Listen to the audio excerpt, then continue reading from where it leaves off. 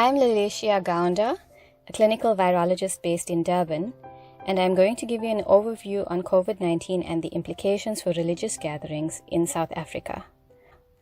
COVID-19 refers to the words coronavirus, disease, and 2019, the year the disease was first described. The cause of the disease is a virus called severe acute respiratory syndrome-related coronavirus 2. In short, SARS-CoV-2. SARS-CoV-2 belongs to a family of coronaviruses which are common throughout the world and can infect humans and animals.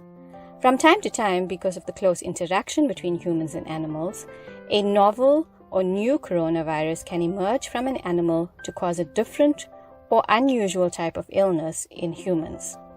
Now, this is what happened in December 2019 at a wildlife market in Wuhan, China. People from the market became ill with respiratory symptoms of cough and difficulty breathing. Those were the first cases of COVID-19, confirmed to be caused by the novel coronavirus SARS-CoV-2. As the virus spread from person to person, COVID-19 cases began to increase in China, and through international travel, COVID-19 is now a global pandemic. Currently, there are over 6.6 million cases of COVID-19 reported from 188 countries worldwide. Approximately 390,000 people have died from COVID-19 since the start of the pandemic. The South African epidemic began in March 2020, and to date, there have been approximately 40,000 confirmed COVID-19 cases. 50% of these cases have recovered. Of the remainder, approximately 1,700 cases are currently admitted in hospitals, 240 are in ICU, and over 100 cases require a ventilator. Nearly 850 people have died from COVID-19 in South Africa. 150 of those deaths occurred within this week. On the 15th of March 2020, the President declared a national state of disaster in terms of the Disaster Management Act because of the rapid increase in number of COVID-19 cases in South Africa. A countrywide lockdown started on the 26th of March, and the aim of this lockdown was to flatten the infection rate curve. This means spreading infection rate over a longer period of time to give healthcare facilities a chance to treat people needing treatment. The lockdown has flattened the curve, but it has also pushed the peak of the infection curve later. There are areas of the country where local transmission of the virus may be occurring at higher rates than others. Examples include Western Cape, Eastern Cape, Gauteng, and KwaZulu-Natal. The epidemics in these provinces are all expected to peak quickly, and it is estimated that there will be 3.4 to 3.7 million laboratory-confirmed cases in South Africa by the 1st of November, with the number of deaths expected to be between 34,000 and 49,000. All South Africans are at risk of infection with SARS-CoV-2. However, healthcare workers and people who have been in contact with a confirmed case of COVID-19 have a higher risk of acquiring infection. Those who have a higher risk of severe illness and death associated with COVID-19 include the elderly and individuals with comorbidities such as heart disease, chronic kidney disease, chronic lung disease, and diabetes, to name a few. On average, one person infected with SARS-CoV-2 can spread the virus to up to 3 other individuals. The coronavirus is spread by respiratory droplets. When an infected person coughs, exhales, or sneezes, droplets of fluid containing virus particles are released. Other people can become infected by breathing in these droplets if they are standing within 2 meters of the infected person. The larger droplets can also fall on nearby surfaces and objects, for example, cell phones and tables and so forth. And the virus can survive on hard surfaces for an average of 72 hours. Other people can become infected when they touch contaminated surfaces because the virus may transfer onto their hands, and if they touch their face, then the virus can enter the body through the mucous membranes of the eyes, the nose, or the mouth. Once the virus enters into the body, it has to find a cell which has a unique receptor or door that it can attach to. SARS-CoV-2 attaches to cells which have the ACE2 receptor, and these cells are found in abundance in the lower respiratory tract. The virus uses the receptor to unlock and enter the cell. It uses the cell as a factory to make more viruses, and then it destroys the cell. Remember that cells form tissues, and tissues form organs of the body. Destroy enough respiratory cells, and the lung tissue gets damaged. While all of this is happening, the immune system starts fighting back and also targets and destroys the infected cells. The immune system causes chemicals called cytokines to be released, which increases inflammatory processes in the body as well as the body's temperature. Hence, people have the symptom of fever. Damage to the respiratory cells results in the symptoms of cough and difficulty breathing. Current symptoms reported for patients with COVID-19 have included mild to severe respiratory illness with any of the following: fever, cough, fatigue, shortness of breath, sore joints, chills, or sore throat, to name a few. An important point is that an infected person may be able to spread the virus to other individuals up to 2 days before they themselves develop symptoms, and this is known as asymptomatic infection. The person can remain infectious for about 7 days after they develop symptoms. Severity of COVID-19 ranges from asymptomatic illness to mild respiratory illness to severe illness requiring admission to hospital or to death. How is COVID-19 diagnosed? A sample is collected from the nose or throat and is sent to the laboratory for a specific SARS-CoV-2 molecular test. If a person tests positive, then it means that the genetic material of the virus was detected in the sample. A negative test does not exclude an infection, as the test result depends on when the sample was collected and the quality of the sample that was collected. How is COVID-19 treated? Well, there's no specific antiviral treatment available. Treatment is supportive. Example, provide oxygen for patients with shortness of breath or provide paracetamol for people with fever. Antibiotics do not treat viral infections, but they may be used if a bacterial infection develops.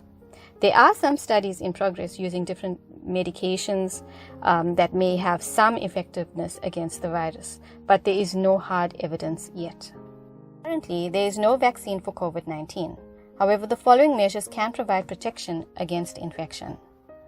Practice physical distancing, meaning keeping a physical distance of at least 2 meters from all people you interact with, specifically when out in public.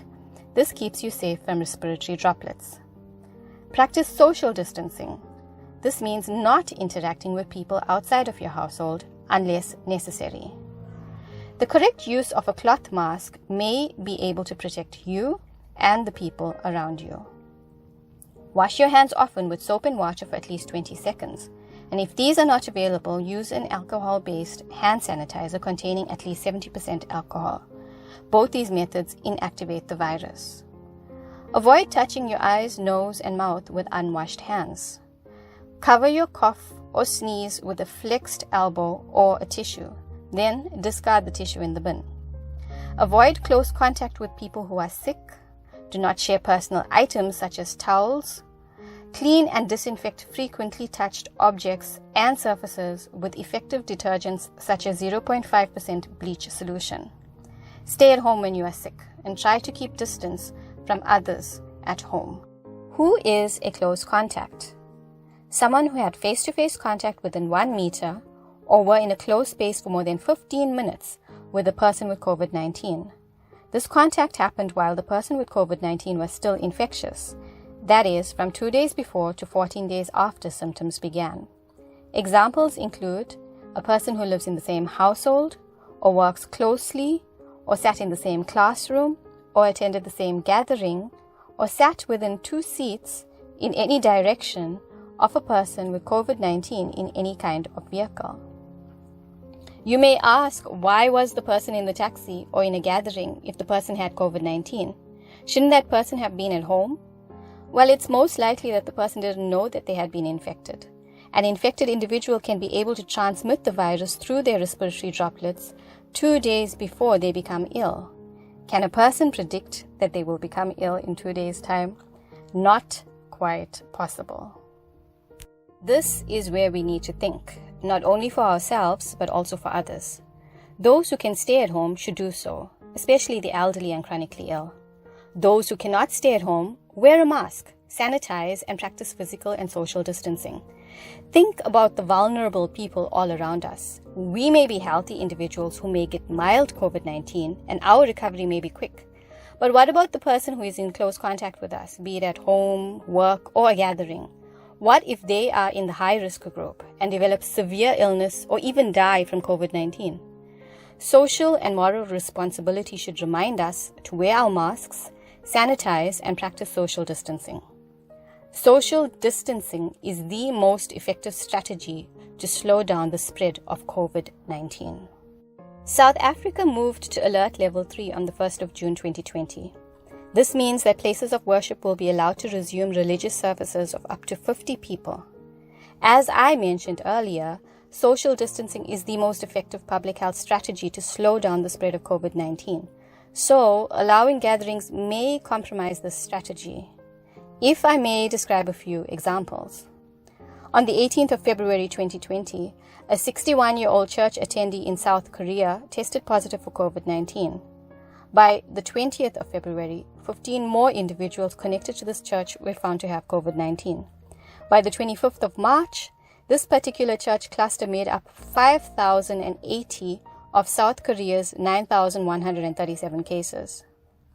Second example, on the 10th of March, 60 people attended a choir practice at a church in Washington State, US, which resulted in at least 28 confirmed cases of COVID-19 and 2 confirmed COVID-19 deaths. Last example, close to home. Between the 10th and 11th of March in Free State in South Africa, 5 tourists who attended a prayer meeting were later found to have COVID-19. At least 67 of the approximate 895 attendees at this prayer meeting were subsequently confirmed COVID-19 positive. There have been at least 3 deaths linked to this cluster, and this event seeded cases in other provinces. Furthermore, a group of researchers who investigated 2 church infection clusters in Singapore found that there are certain characteristics of religious gatherings that may increase transmission of SARS-CoV-2. They noted that these gatherings consist of prolonged, repeated activities with individuals in close proximity, enabling the transmission of virus through droplets or through fomites. Also, singing, which is a common characteristic of religious worship across all religions, can generate respiratory droplets in quantities that are similar to coughing. Bearing this in mind, there are strict rules and regulations in place that must be followed by churches and other religious organizations to minimize the risk of COVID-19 transmission. These regulations are detailed in the South African Government Gazette. And to put these regulations into practice, much organization, accountability, discipline, and of course resources are required. I have provided an example of steps to follow before, during, and after a church gathering. Before the meeting, limit the electronic invitation to 50 attendees. Contact details for the attendees and their close contacts must be collected. Develop a screening tool or questionnaire to identify and exclude high-risk individuals, to screen for symptoms of COVID-19, to identify any individual who's tested positive or is awaiting a test result, to identify close contacts, and feedback must be given to these high-risk individuals prior to the meeting. Provide educational messages on the dangers of COVID-19 and how to prevent it. Remind individuals that masks are compulsory. If possible, advise that young children should not attend a meeting, and the main reason for this is that young children may not be able to correctly wear a mask or maintain a distance of 2 meters from other individuals. Meeting organizers must take necessary measures to appropriately disinfect and set up the venue. The venue must have adequate space for physical distancing, and there must be temperature monitoring of all individuals. Ensure that the venue has an isolation area and have an emergency plan to stabilize and transport a sick individual to hospital. During the meeting should not exceed 2 hours. Individuals must always maintain a distance of 2 meters. There's no face-to-face contact, touching, sharing of items, hugging, or shaking hands. The leader or preacher must maintain a distance of greater than 2.5 meters if he or she is unable to use a mask during preaching. Avoid all activities that can create respiratory droplets. Example, singing. Activities involving sharing of substances or liquids, example, communion, are not allowed. After the meeting, disinfect all common areas and manage waste appropriately. Follow up on all people who attended the meeting, and if any attendee develops symptoms of COVID-19, appropriate measures must be taken to confirm the diagnosis, isolate the individual, and trace all close contacts who had attended the meeting. These are just some of the practical aspects to consider. Just remember, when decisions are made, consider the implications for the vulnerable and the marginalized. For every decision made, there must be valid reasoning and accountability, not only to the individuals involved, but also to the community, to the authorities, and to God. I pray that we will be wise in our decision making during this pandemic.